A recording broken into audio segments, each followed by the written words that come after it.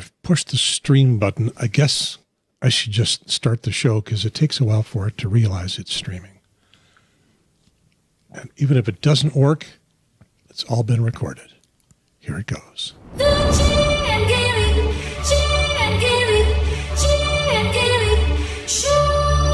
Once upon a time I was the king of the dial. I used to be a radio guy. Well, that happened to me. I'm just another idiot with a pod. Okay, so the stream didn't start. Of course not.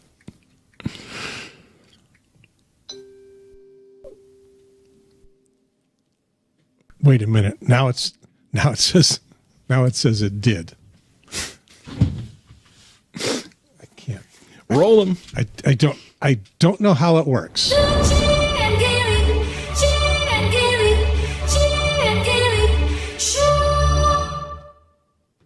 Once upon a time I was the king. And there's that tight board I'm famous for. I used to be a radio guy. Well, that happened to me. I'm just another idiot with a pod.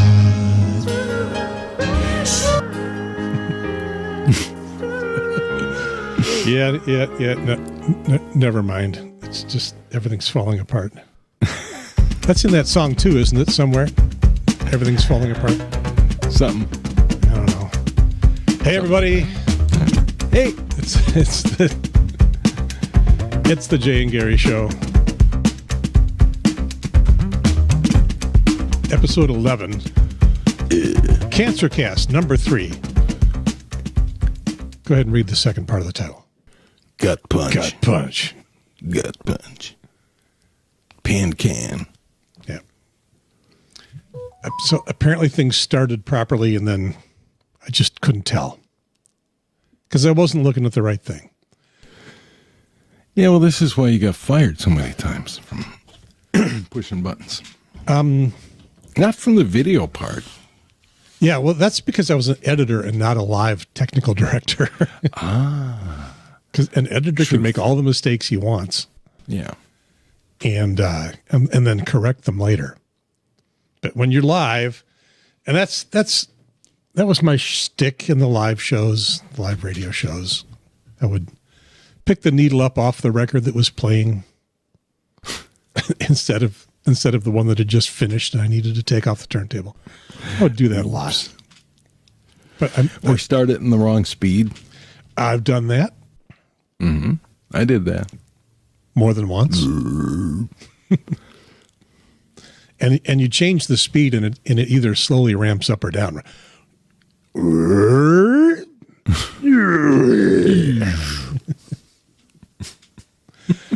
But then you could start the 33 version of Bruce Springsteen's I'm on Fire in 45 and it would sound just like Dolly Parton. Really? Didn't you ever hear about that? No. I'm not sure I can duplicate that without preparation. We'll have to play that next time. Let me do a search. Let's see. Springsteen.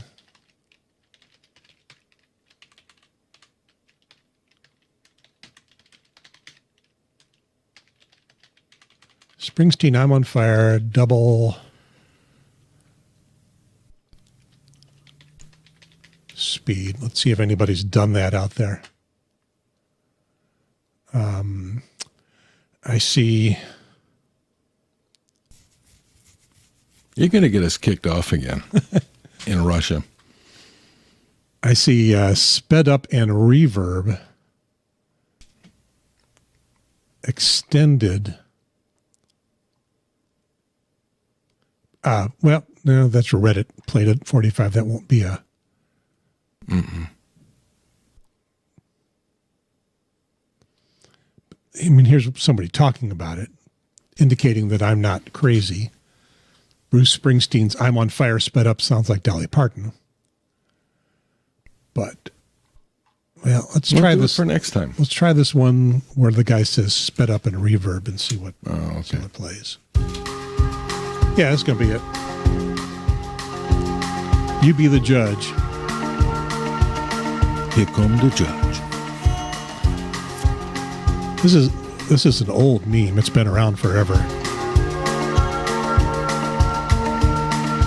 You're gonna laugh. Oh no, it's not sped up enough. No, it's that not sped doesn't up sound enough. like Dolly Parton. No, not sped up enough. Well, yeah. Thank you for playing. Collect your lovely parting gifts on the way out. Okay, so the name of the show, CancerCast number 3. Gut punch. Came in just at the right time there that time. You're trainable. I'm good. I'm okay. We'll explain what that's all about, especially the number 3 part, because there have been 2 CancerCasts before this one. They weren't part of this show. They were part of another show that I did called the Triangle Talk Show. Mm-hmm. Back in the day, it got 142 subscribers. There were 76 views, and this was 4 years ago. And it was CancerCast number 1. Yes, this is the Triangle Talk Show. There's the talk show logo. I'm Gary Pierce, world traveler. And this is, this is episode 7. See, I forgot how to do all this. This is episode 72. It's actually a medical episode. It's not a travel cast. CancerCast number 1. In the hopes that there'll be a number 2 or more. Yes, and indeed there was a number 2. This is the Triangle. There we go. This is the Triangle Talk Show. This is episode 74, CancerCast number 2, January 8th, 2020. I'm Gary Pierce. I am a potential Hair Club for Men member. That kind of jumps the gun here, but spoiler alert, I'm going to be losing my hair. Film at 11. What was I going to say? Get a very short haircut. This is not losing my hair yet. That's just short haircut for those of you watching the video, so that it won't be so messy when I ultimately do lose the hair. And it's starting to go now. Again, we'll talk about that later. Okay. So, as we know, I went through a cancer situation starting at the very tail end of 2019 and then on through the first few months of 2020. And I did those 2 shows. And now. And my voice was a lot better back then. And now. Yeah. Wow. Yeah. It was good. But this is not about me. Enough about you. 20 or 30 people may have gotten through the last program far enough to remember that you were not feeling very well. You were doing the show in pain. Yeah, I was. And you were living in pain and not able to sleep and things like that. We didn't know what it was yet. Yeah. And you were speculating that it was one of 2 things.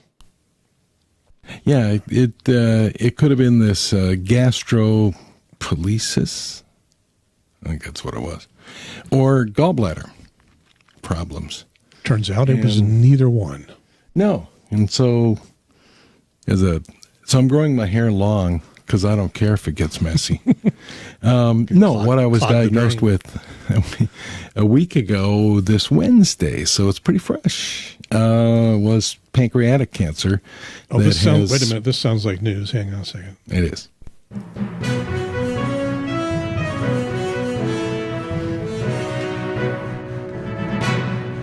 Are you supposed to talk? It's just the theme. The theme introduces the news. You've done this before. You're a professional. 1 week ago, Wednesday, I was diagnosed with pancreatic cancer that has spread to my liver and some lymph nodes. And that's about it. That's where it is. It's said to be inoperable. Hence the title. Gut punch. Yeah. But I have really good pain meds. And they even threw in some Narcan in case I get too carried away. With the pain meds. So interesting. So that's where we stand right now, and it's okay. Incurable. That's what they say. That's what they say. Pancreatic, but they say liver, a lot of things. Pancreatic and liver cancer. Tumors on my spread to anywhere else. Just some lymph nodes right now, and then they did a scan of the upper above the abdomen and didn't find anything. So, and they scanned your brain and found nothing. Right, and so we're confined to the abdomen area right now. What does that mean? Well, we'll find out. There's a lot of finding out that's going on right now. I've had I've been poked and prodded and scanned and endoscopied, and between the last podcast and this one, spent some time in the hospital. And let's see. So what I'm waiting for now is I met with the oncologist and nurse navigator, and we're trying to come up with a treatment plan for treatment. So undoubtedly, it'll mean chemotherapy, probably some radiation. They say it's not at this point operable, so they can't just go and cut it out. Yeah, and they rarely go in and cut out all of cancer. They'll cut out as much as they can, but and so we don't know exactly what it's pretty early in the call right now to figure out what exactly is going to happen. But we're waiting on the big call. And that'll be the big treatment place. So I'm not going to say what it is unless I get accepted. So, okay, yeah, you're casting about for some of the big. What's the oncology situation in Champaign? I mean, do they promote themselves as excellent oncologists? Yeah, it's not bad. It's good. The two that I've dealt with so far are great. But we have a friend who has friends, and so we connected with those friends for getting into a bigger place. And the network of friends is great. Been a lot of help. And so, so it looks like I'm going to get into a bigger one, not too far from here. And so we're just waiting for the call. The nurse navigator, the oncologist, or nurse navigator, one of the two, said Friday I should be getting a call. So we'll see. And then they will work together and coordinate how they want to do this. So whether we go someplace and stay or whether we can do stuff from here under their direction. So that's about all I know right now. So I've had a genetic test. People won't want to know many things. So, I've had a genetic test. So we know if my kids and grandkids have an elevated chance of this. Do you have the results of that test? I have results of the blood tests, but I don't know how to read them. So I'll find out this week. And I meet with. So they haven't analyzed them for you. No, not yet. I just had that done Friday, and so Tuesday. As a blood relative of yours, I may be interested in those results as well. Yeah, you might. And so tomorrow's Tuesday, right? So tomorrow I go in. Today, by the way, is Memorial Day. Yes, that's right. So I go in and meet with a surgeon about installing a port, so they can just plug into it and inject this stuff. So I had that done. If anybody wants to go back to watch the CancerCast number 1 and 2, the website. Oops, wrong button. The website is long gone for the Triangle Talk Show.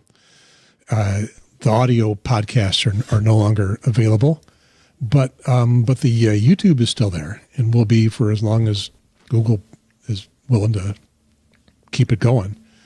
And so you're looking for TTS 72 CancerCast, and then apparently I can't stay consistent in how I name programs. The second one is CancerCast number 2. I'll put a link to that in the on our website and maybe in the YouTube description here. I talk about that port in some depth because they're going to put volatile chemicals into your body, chemicals that are designed to kill things, and they don't want it just kind of circulating through where they would normally stick some medicine into a vein. The port, which sits right about here above your heart, it doesn't go directly into your heart. It actually runs up into your neck and then down a little bit, but it literally then pours all those volatile chemicals into your a vein that is leading directly to the heart. Big vein going right to the heart because they want that stuff to get pumped around fast and not sit in any one spot. Apparently, just kind of leaching away at whatever it's sitting next to. So this sounds delightful. I really, say I'm fortunate, but I am fortunate that you've gone through this. It's not fortunate that you went through this, but I do get a little heads up of what. But you're hearing from lots of other people. Yeah, I've got a really good friend who is a really good friend who is going through the same thing I am, and it's been over 10 years, and she's still doing battle with it. But I guess the word cure is not put in here. But they don't use the word cure. No, living with it, and living with it well. So having successes along the way. I guess this is the way I feel. I've been given a prognosis a number of years for life expectancy. And my feeling is 3 to 5 years is what it is. And so my feeling is this: if we can keep kicking the can down the road, that, by the way, that's the gut punch. Yeah, it is. That's a hard one. That's a hard one. Tumors on your pancreas and liver weren't as hard as, you have an 8% chance of being alive in 5 years. Yeah. 5 years. So that's hard. That is hard. I'm not going to. They're calling it stage 4. So, yes, stage 4. So, and I think that there's only 5 stages. Is that right? Yeah. So I'm learning a lot. On some support groups. But friends, who are going through this, I'm finding people who are going through this, or who know people who are going through this, and who know people who have. And so that's a big support network, and I really appreciate everybody being there. I think this is hard. It's weird to say this, but this is, maybe it should be harder on me right now, but it's really hard on my friends and family. Really hard. And, I got to say, Melissa, my wife, and my kids, Dale, Manon, and Sarah, grandkids are too young. But anyway, this is hard on them, and I really appreciate their help through this. They're all wonderful and very supportive of whatever I need, whatever we need to do. Very supportive of Melissa, who is my rock. She has my med schedule, which, by the way, in 40 minutes I have to go take meds. So we got to wrap it up by then. So, okay. Yeah. So anyway, a speedy show today, but I just want to say, man, she's a rock. Her parents are rocks. They're here. Friends, close friends are just, been here and outpouring of support. I just talked to a friend, Joe, who called, and I can't take all the calls because I'd be on the phone all the time. And I know that sounds awful, but I will get back to you eventually. Things are just hectic right now. I had 40 impatiens to get planted this morning, so I had to do that. Being outside. They were impatient. Yeah. You got to make that pun. Come on, you got it. But there's no T at the end of impatience. So it's a different word. Anyway. They were impatient. You can have a cup of tea if you want. So you're bad. I had to get them planted, and I did. They're done. And so, I got stuff to do. I got to mow the lawn later. I got life goes on, So we do it, and we go, and we live, and we keep strong physically and mentally to go into this with a positive attitude. And that's my friend Joe, who teaches business MBA classes and the like. And we did some really, really fun work together. And he really boosted me today. It was really good to hear, think back of what we accomplished together with what some people might have called a tenuous business situation. And we got through it, and it worked out really well. Which one of the many radio stations that you were at was this one? It was WVIK, and Joe came into our lives, and we, how often do you have a guy like him come into your life? When we were trying to get the radio station on the map and trying to raise its profile in the community and let people know we were there and we were a player for sure and legit, and get people to invest in us. And Joe comes along, and Joe had been up in the executive ranks in marketing with Coca-Cola and Sara Lee, and happened to be in the Quad Cities, and I knew his wife, and so the networking goes along. And Joe comes on our team and leads us through a marketing and development plan, which is something a lot of stations don't have and should. So anyway, we put that together and then started following that. And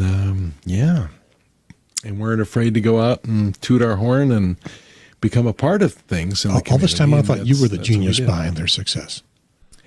I am not a genius, except for at the trivia machine at Boobies in Carbondale, and occasionally on Blossom, the New York Times word game. But I have a way of not being afraid to meet people and talk to them and bring them on the team and bring the expertise to the table. It doesn't all have to be mine. As long as I can get people to the table that can provide the expertise. And then take the credit for everything that they've done. I don't take the credit for everything they've done. I give the credit to everybody who works on it. You just did that when you talked about what he did. So he did. Yeah, what he did. Yeah. So and he did, and Jen did, and Colleen did, and another Jen and Jared, and we were all working together on this thing, and and so it was a lot of fun, and then the investors and the like, and I'm not going to say the radio station wouldn't be here today if we hadn't done that, but what would it be like? Now it's 2 radio stations, and Jared's right up there running it, and get good people on your team, and good things happen. So that's, So when you started there, it had been on the air for a long time. 30 some years. Was it floundering or just kind of meandering? Meandering. Let's just put it this way. A little bit directionless. I think the college felt like it hadn't, they had put an assistant to the president in place to try to tide things over until they could get somebody in who could take it to the next level. And they started the process of that. They hired a really great development director, Jen Von Kennel, and then hired me. And I came in, and the two of us just, sometimes that chemistry is right there. And then Colleen Sibthorpe, our business manager, who got into membership, and it was just basically helping to identify skills and put people in the right place and execute, get a plan. We developed a strategic plan and executed it. And, and I didn't write it all myself. I didn't do it all myself. So, but we did. We put it together and we executed it, and things are still rolling. I heard a couple of times from people at the college that they're had been offers for the station, and would they sell it? They might have. I'll just leave it at that. They might have, but I think they wanted to give it another shot because it is a valuable asset for the college and the community. I mean, so something that takes the name of the college out into the community to, 30,000 people a week, and and it is valuable service to the community in the name of Augustana College. So public radio stations are. A lot of people will say, well, it doesn't meet the mission of the college or university, and I disagree with that. So, because colleges and universities aren't just there to serve students, they're there to serve and better the community and society around them. So, and I think a public radio and public TV station are excellent ways of doing that. There you go. Moving off my soapbox. Moving on, actually moving back just a little bit. These are the 4 stages of cancer. It turns out you are at the top stage. Nice. I was at stage 1. Cancer is localized to a small area and hasn't spread to lymph nodes or other tissues. Well, mine was in a lymph node. And as it turns out, it was in one and had not spread. It had managed to blow up that lymph node to the size of an egg so that it could be noticed. Mm-hmm. Stage 2, the cancer has grown, hasn't spread. Stage 3, it's grown larger, possibly spread to lymph nodes. The lymph node is an important thing because it's a transit system through the body. It's kind of the equivalent to your blood, your bloodstream. Something else that I explain in a CancerCast number 1 or number 2. We learned back in high school biology about the lymphatic system, which, the blood sends the good stuff out. The lymphatic system brings the trash back. But you got the heart pumping the blood. What moves the lymphatic fluid through your body? You don't have a lymphatic heart.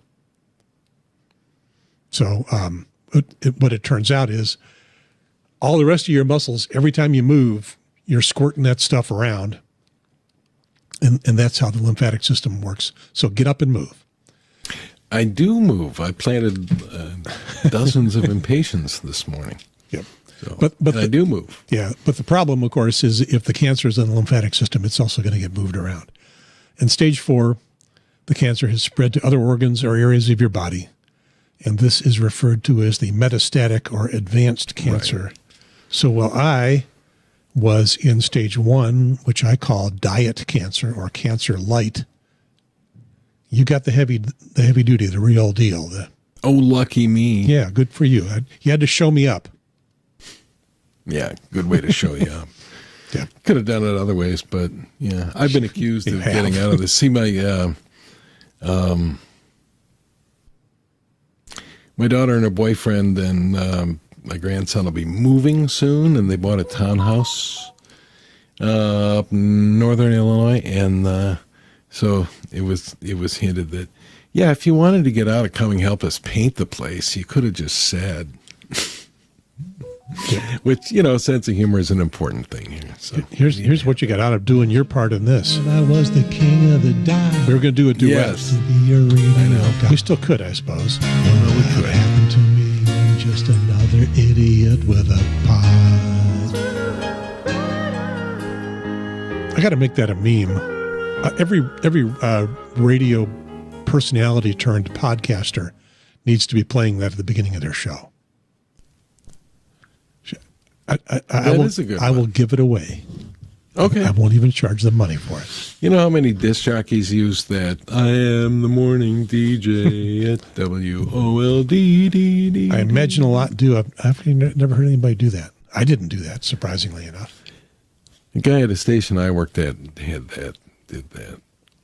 And it sounded like he edited it with an axe. Well, I won't say who it was because I still know him. Used to edit with razor blades. That's true. Razor blades. So anyway, where do we go markers. from here? So we go to figure out the chemotherapy. I'm guessing you are still going to be helping Dale and Katie. No, yeah, Yeah, paint their new house. No, that'd be Sarah and Cody. Oh, Sarah. Okay. Yes. You're going to be up in Elgin helping them paint. Oh, I'm sure I will. Yeah.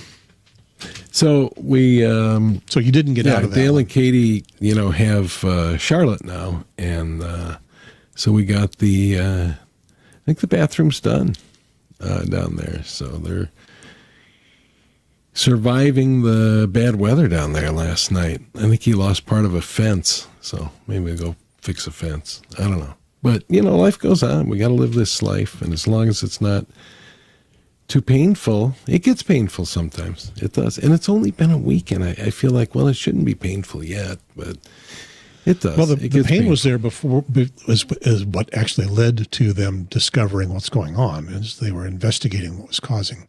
Yes. A couple of months worth of pain. It was only a week. About a month. Well, it's been about 5 weeks now. Maybe. Okay. Start to finish. And so it turns out it was actually being caused by the tumors that are sitting on your liver and pancreas. Yeah. I'm not sure how they cause pain. Well, I asked that, and it's because anything that's in there that's not supposed to be in there moves things around. And that's what causes the pain. Things being moved to where they're crowded out or whatever. It's a little bit. Even though they don't seem like they're that big, it's like 1 to 3 centimeters. It doesn't seem that big. A little bit like a kidney stone or a gallstone. Yeah. Gets in the wrong place. And we were thinking, it might be gallstones, it might be this. So I was going to get the ultrasound for that. And then, so that was on a Tuesday. I went in and told my doctor, it's been a few weeks. I haven't taken this med and it's still hurting. And he goes, well, let's get an ultrasound because this could be gallbladder. That's the next logical step in investigating. But that night, my wife and my daughter, we were having dinner, and they were like, you should really go in and have that looked at. And I said, well, they're going to schedule it. Well, they haven't scheduled it yet. And if it's hurting that bad, you should go in and have it looked at because it could be something else. It could be that the gallbladder is leaking. It could be, any number. Maybe it exploded. Just go have it checked out. So we go. And so the way that medical procedures work, our medical system is really messed up. So you go in and you got to know that if you go to the emergency room, and we had this is a firsthand experience with another family member. If you go to the emergency room, they're going to wait until your insurance company gets back to you on whether they're going to do any scans or not, and yada, yada, yada. And so we did have a family member who had a ruptured disc, but we had to go back and then we had to come back, and it turned out to be a ruptured disc and they had to operate. And, so they were like, well, we got to send you home because we don't have approval yet and this and that. And it was like, oh my God. And, so it was like, well, she can't walk. So it was a bit still. You got to go home. So my daughter goes, well, don't go to the emergency room. Go to Convenient Care Plus. Okay. Which is in the hospital. Doc in the box. On the other side of the wall from the emergency room. So we go there. And the bonus is if they're open, into the evening. So if it's after 6 o'clock, the nurse said, it's too late to call an insurance company to get approval, so they just do it. They can do the scans right there. So they did the scan. They did a CAT scan right there. And so one side of the wall, they say we can't do anything because we can't call the insurance company. Right. And the other side of the wall, 30 feet away, we're going to take care of it because we can't call the insurance company. Yeah, pretty much. So anyway, they put me right in the hospital because, they just waited for a bed to open up, and I got that bed and went in the hospital, and they did another CAT scan in the morning. They did blood tests. Meanwhile, they did an endoscopy where they took biopsies of the liver and lymph node and the pancreas. And everything kept coming back consistent with what the nurse had said the night before. So, and I'll never forget her. She goes, "Well, I have bad news." I'm like, "You got to tell us? Well, you want to hear it?" "Yes." So, and that's hard when you get that. She goes, "Well, you have a tumor on your pancreas and on your liver and in some lymph nodes." And so you don't really know the extent of it then, but then the next day you get the extent of it. Yeah, we did more. We did biopsies, and yes, it is cancer, and yes, it has moved. And so then you meet with a doctor, and the doctor breaks it to you that you've got the 3 to 5 years. And so, it just kind of progresses from there. And so you have bad moments. Yeah, people hear us kid here. They'll say, "How can you do that?" But it's not kidding. It's coping. It's coping. Yeah. So for both of us. And you got to cope. I mean, what am I going to do? What am I going to do? Am I going to just sit? That's not going to help my strength to fight this. Do I have my moments where I just sit and cry? Oh God, yes, I do. And where Melissa and I just, hold each other, my kids and I, yes, we do. We have that. That happens. Yep. I had one of those when I read your text. Yeah.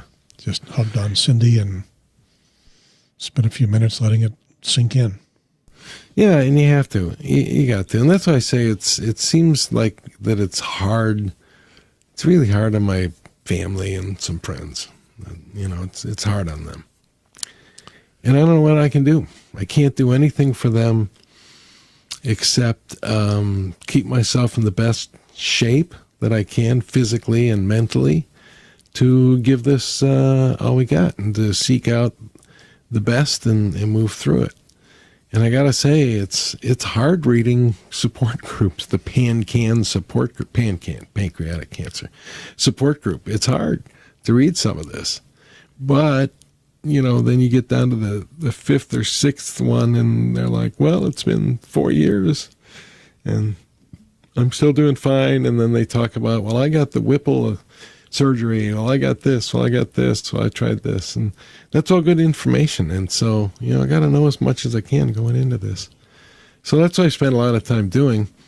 I'll get back to people who have reached out. It's hard when... that's part of why we're doing this. Yeah, when you got other stuff to do, it's hard. Yeah, you can. But I will get in touch with you, eventually when I get it all under control, when the med schedule gets all mapped out. Because when I take my meds, I'm not good for a while, a few hours. It takes a few hours for that to stabilize, and and then I might have to take a nausea med and get kind of there. Yeah, but I'll reach out to people. And you're not into the chemo yet. No, not even that yet. This is here's what you have to do to deal with it until you get to the chemo stage. Yeah. So when I first discovered mine, or the doctor discovered mine, there was no pain involved. It was because it was so tiny. So I wasn't led in because something hurt. I was led in because something looked unusual. Mm-hmm. And fortunately, it was in a place that it had not gone very far, and yet it still blew up a lymph node. So for you, it had been around for a long time. Right, and this is not a thing that you would normally discover. It doesn't really have any symptoms until it does. Yeah. So, there are really no symptoms to go on other than it feels like a bad gallbladder. It feels like gastroparesis. It feels like something else. So it's not like, oh, that's going to be the pancreas until it becomes not the other things, And if you had learned a couple of weeks earlier what was going on, it wouldn't have been any different. Wouldn't have made any difference. No, it'd be the same thing. Yeah, because this had gotten started. Well, I don't know how, if it was months or years before, but my wife thinks it was a year. Because I had some stomach troubles a year ago in the summer that we didn't really know what they were. Yeah. And blood sugar issues that came on, and this can cause blood sugar issues. So, yeah. So there's little things you can look back on, but yes, like I say, maybe some hints you can see where they started, but they didn't show up enough at the time to do anything about it. Yeah, right. So, and I was being treated for the things as they came up, and so it was not a big alarm going off that, hey, and as you know, I've had stomach trouble. I talked about this all my life. So, what did I have? Pancreatic cancer when I was 3. Yeah. Yeah, that might have hidden the onset of this and kept you from recognizing even early symptoms. Yeah, I could. But like I said, probably there weren't any early symptoms. Yeah. But I'm glad it's, I guess it could be, it's not spread all over the place. And I don't really know how to interpret that. They say that they can't operate because it is spread. Well, it doesn't seem like that's a long way to spread from the pancreas to the liver, but, lymph nodes involved, we'll see. There was nothing in the upper chest area, so that's cool. So do we go on the chemotherapy and try to stop the spread or kill the things that are spreading or that have spread, and then do radiation to shrink the tumors? We'll find out if that's the strategy. If it is, can they shrink to the point where, we can operate now? I don't know the answer. Some people have had that success. Others don't. Everybody's different. So we'll just, go and try to get in the best hands we can and go from there and let you know how it goes as it goes. Yep. And maybe you'll qualify for some advanced experimentation. Are you interested in experimental stuff? Yeah. And that's pretty much where, why we want to go to, and my oncologist here agrees, that's why you want to go to a bigger place, research place, so that, if you have the opportunity to get into a trial or an experiment, you can. And I'm totally open to that. I mean, why not? Anything you can do to boost your chance or kick the can, as I say, down the road a little bit. 3 to 5 years is a long time when it comes to discovering new things in medicine. Yeah, especially with the application of AI that they're putting into it now.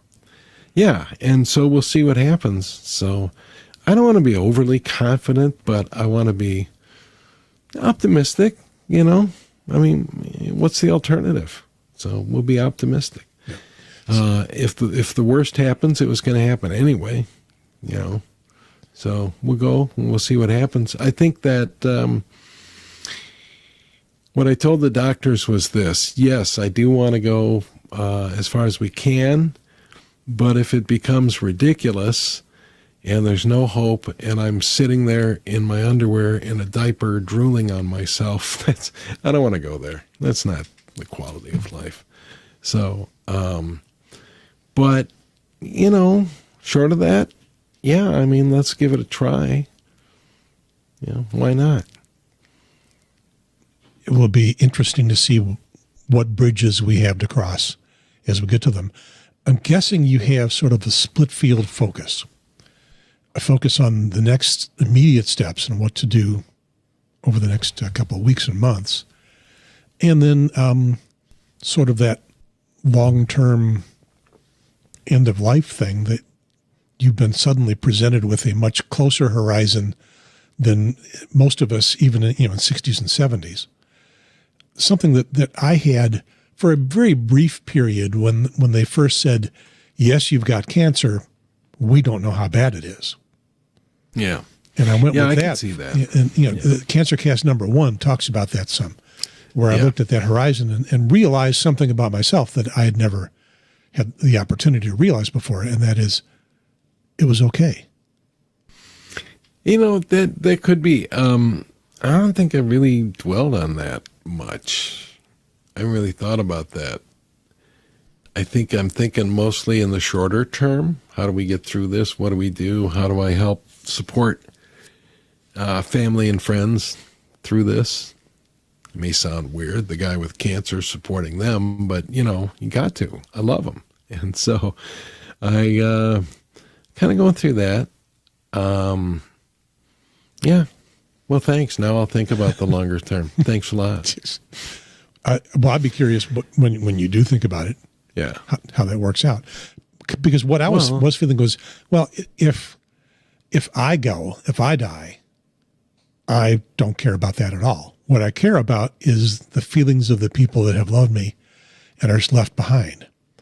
And I think you're right. Very unhappy about that. But as for me, well, I'm an agnostic atheist. I don't know, but pretty much make the assumption that there's nothing once this life is extinguished. But if there is, okay, well, we'll find out. Move on to the next adventure. Some people will tell you, well, I'm sorry, young man, because you died with no belief in Jesus, you're going straight to hell. I don't worry about that at all. Yeah, I'm with you on that. I think we're in the same place on that. I want to make sure that all of my paperwork is lined up so that everybody gets what they're supposed to get. Yeah. And I've got some time to do that, and I've got to set aside time and work on that, because there's important stuff.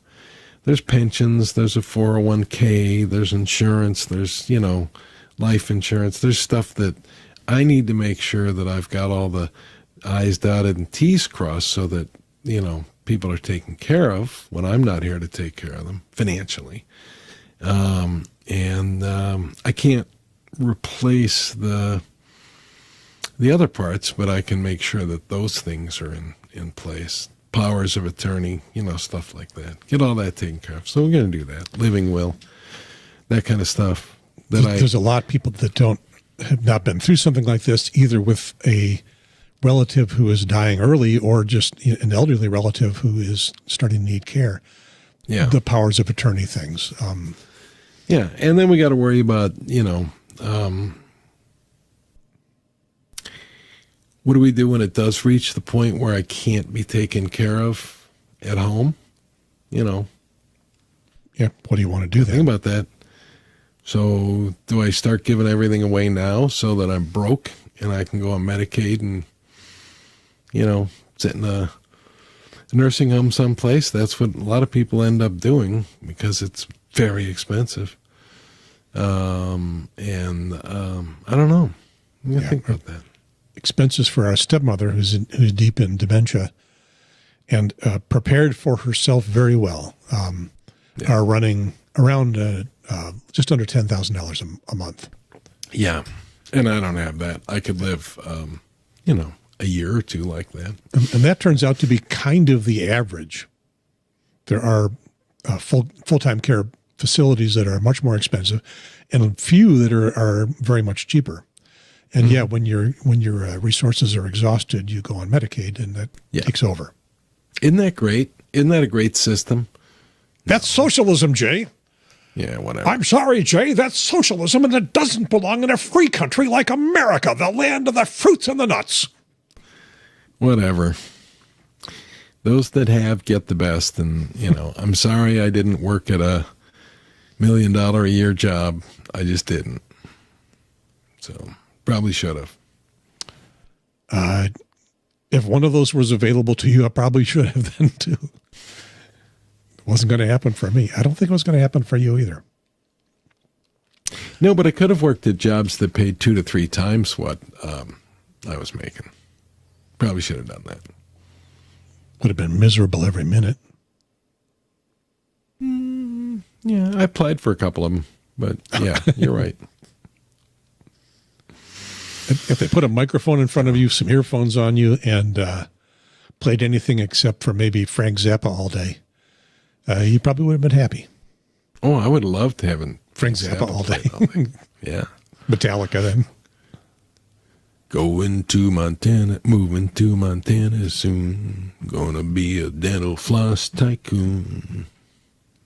He knows his Zappa. Frank Zappa was a homecoming concert when I was in college. They kept the bars open till 6 a.m. Could they do that? Is that legal? Home rule. Carbondale was home rule. So they kept the bars open till 6 and oh my God. It was awesome. That's all I'll say. It was awesome. I had an offer for DJing on a country station, and I turned it down because I had an offer to go back to video editing, which paid 3 times as much. Mm-hmm. 3 times as much was a living wage, and the 3 times less was starvation. Which, if you're in a medium to small town and listening to that disc jockey, who I guess they really don't really have any disc jockeys anymore, do they? It's all automated. Yeah, there are some. But back in the day, as your local guy, you're just spinning the tunes on your local AM or FM station, and unless you were in top 10 market, that dude or that lady was not making much money. How much did I ever make as a disc jockey? I was just trying to think of that. The last time I was a disc jockey would have been in the 70s. Then I wasn't, a manager of some type. And I think the most I ever made as a disc jockey, well, I was never not really a manager of some kind, so it's hard to, well, I guess I was at some point where I was making $2 an hour. And that was 1976 or so, $2 an hour. And I moved to another station because they were going to pay me $2.50 an hour. Whoa, well, that's big. That's a big increase. It was a big increase back then. So yeah, but that was back then. So 1987 was when my last DJ job in Arizona. Yeah. And that was $14,000 a year. The WMBD job, had I taken it the year before, and that's in a much bigger market, but wasn't their top DJ job, wasn't the morning zoo guy. It was a nighttime talk show on AM. Mm-hmm. They were offering $18,000 a year. They would pay benefits. 86. I think they would pay benefits. The Arizona job at $14,000 was also no benefits, no health insurance. If you took a vacation, I wasn't there long enough to get a vacation. I don't think that they would have paid for the vacation. Wow. I'm not sure about that, but I know they didn't cover health insurance. So I think I was making $18,000 a year back then as assistant news director at the public radio station in Carbondale. Then the year after I started there, 3 weeks paid vacation, full benefits, pension. That was a state school, right? Yeah, Southern Illinois University. Yeah. So you were being paid like a state employee. Yeah, which then was really great, but then as you go into management, it's not. And I seemed to cap off as a station manager in Champaign-Urbana at U of I at somewhere around $60,000 a year until I went to Augustana, and then it went up private college. So, and I ended up 10 years later at twice that amount. So that was pretty good. So I ended up pretty good. I think I was looking at, the combined family income of, because I was doing my taxes. I think we hit $180,000 one year. That's not bad. Of course, now it's below $100,000 because I'm retired.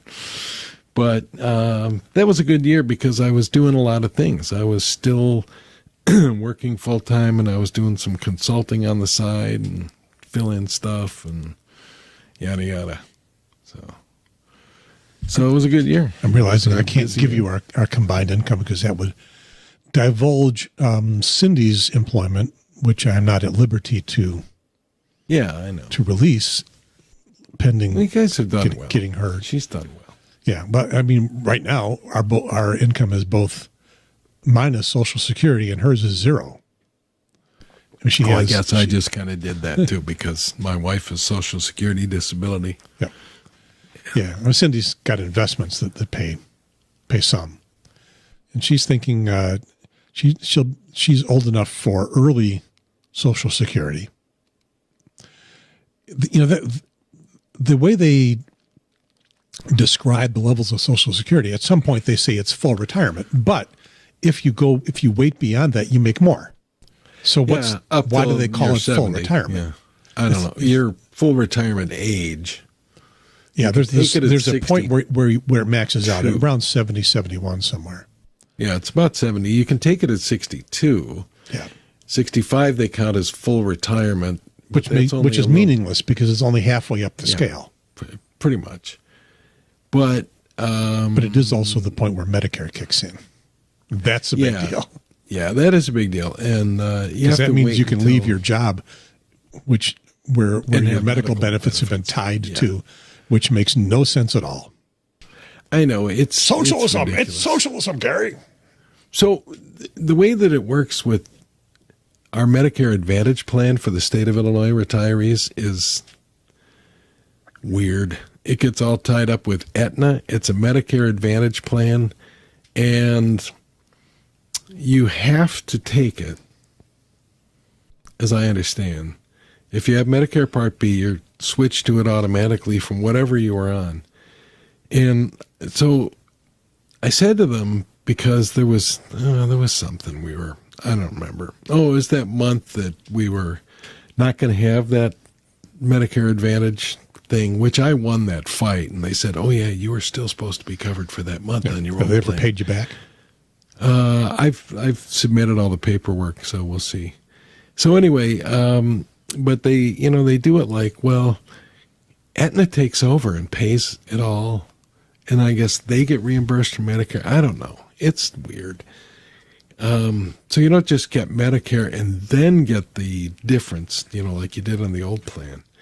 It's just what it is. Yeah. Medicare Advantage gets pushed real hard on the TV commercials, on the cable. You can get a ride. Outfits. You can get a ride. I have heard bad things about Medicare Advantage. Yeah. A lot of places won't take it. Yeah. As I'm finding. And you run into difficulty if you're traveling. Yeah. So if you're out of network. Yeah. So I opted for straight Part G. Yeah. So I don't have that opportunity. The state of Illinois, as I told the woman, so you're forcing me into less than the best coverage I can get. Because I can't even pay for it myself. Well, I could, I guess. I could get rid of Medicare and everything else and just pay for it myself. But that'd be a lot of money. I pay for it myself. Yeah, so, it's basically whatever. So we had to do some digging to find out that the place that I want to go, well, the ultimate place would be to go from geographic standpoint and care standpoint would be to go to this one place that I hope I'm going to end up going, but they initially said we don't take Medicare Advantage. We don't take your plan. And I was like, well, that sucks. So then we start looking for other places. And this is where Melissa, my wife, is, she doesn't stop. She just kept working it. And our friend John said, well, call these people. And so she did. And so we find out that, well, that's not exactly true. That a couple of doctors within their cancer institute do take Medicare Advantage and do take my policy. And had said, do you want us to start the process? And so we were like, yeah, let's meet with the oncologist. So it turned out the nurse navigator that I have and the oncologist both said, oh, we know them. And so we're going to start the process going, and I'll hopefully get in. That's what they're supposed to call to set up. So hopefully I'll get in and then have this really good care. But, that's just where you just have to keep fighting it. Why do you have to keep fighting it? Yeah. Why, it's so just tune in next time, and we will find out the progress. Where I'm going. Yeah, you need to go do some meds now, right? Yeah, I do. I got to go do meds. Okay, let me ask a couple quick questions here before you go. Keeping this very scrupulous because it's every 2 to 3 hours I got to take something. How are you feeling these days? I feel great right now at the moment. They have Saturday. Improved I felt your crap. Okay, so it's up and down. Yeah, it is up and down. But Saturday I felt like crap. So Melissa called and there's 2 oncologists basically that I can work with, and she called and got the other one, who was like, "Oh, well, we should have put you on this and this and this." and this and this. So I got like 4 new meds and Narcan in case I go overboard. So, and when you started taking them, things improved right away? Well, I feel really good right now. So, yeah, I mean, it's only been like 24 hours, less than 24 hours, and that I've been on this. But we got to get up every 3 hours in the middle of the night. And okay, so take them all day and all night every 3 hours. Yeah. Well, you're old enough. You got to get up every 3 hours to pee anyway. You know, that's the weird thing. I haven't pooped in like 4 days now. This could be a problem. How about eating? Eating is fine. I do eat. So I got to eat more prunes and drink more prune juice and Miralax and,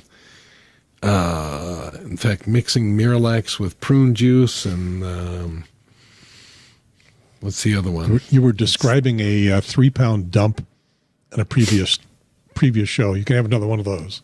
That's the last one I've had, I think. No, I had one since then.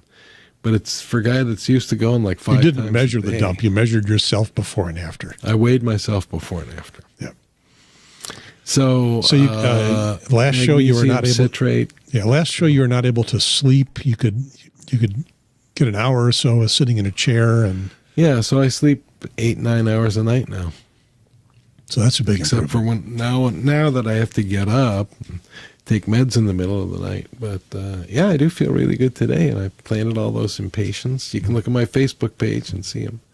They're there. And so I haven't figured out a way, and I will figure out a way to I don't want to put it on my Facebook page. That's a downer. I'm not going to log this or blog this on my Facebook page because I want that to be other stuff.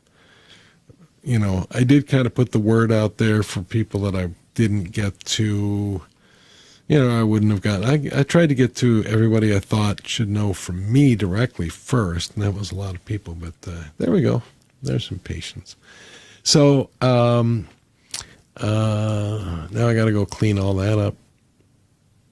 So anyway, I don't want to really do that on Facebook because Facebook's more to have fun with and stuff and put snarky remarks up.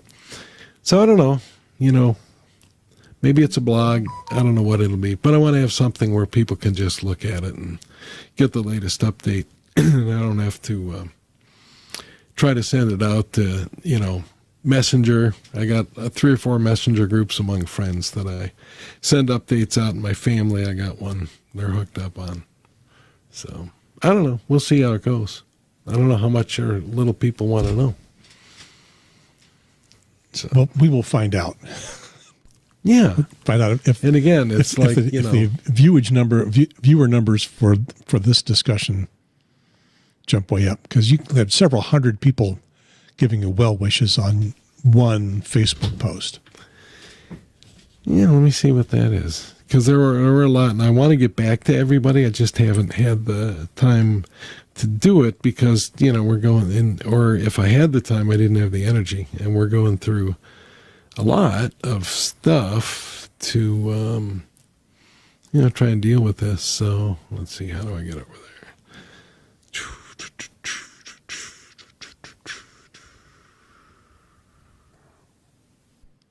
310 comments right now. 310 comments, 364 reactions.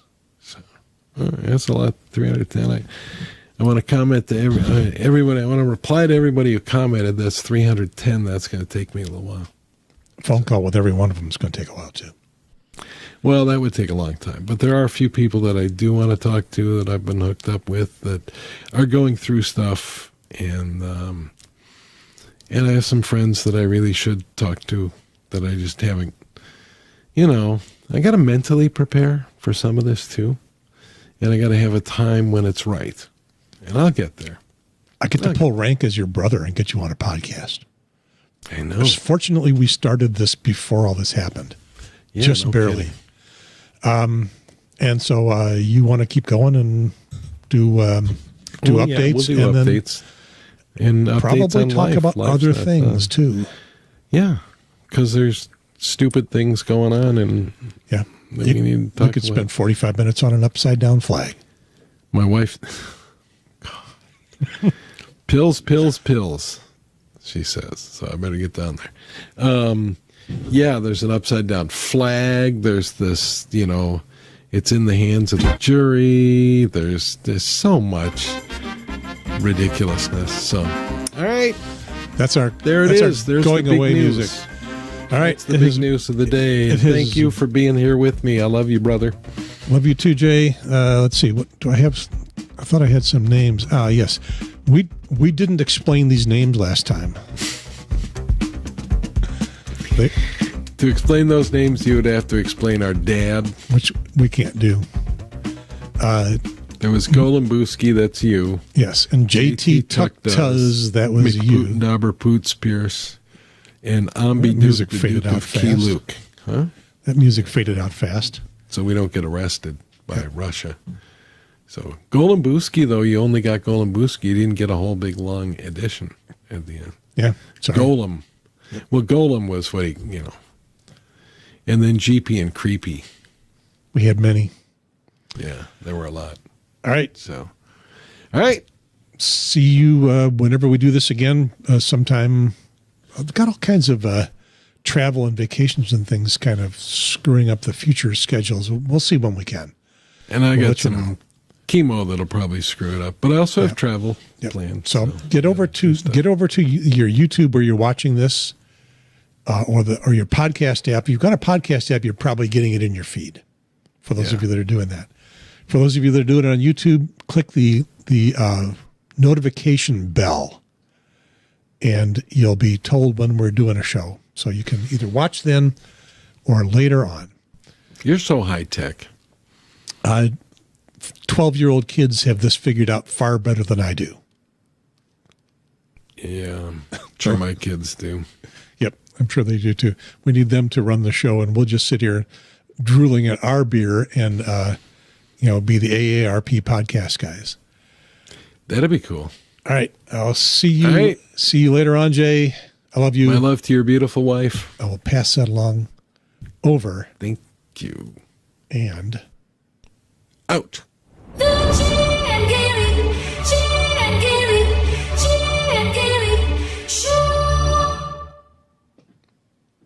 That's a great little jingle. That is a good jingle. Okay, I'm pushing the buttons to turn things off. Stand by.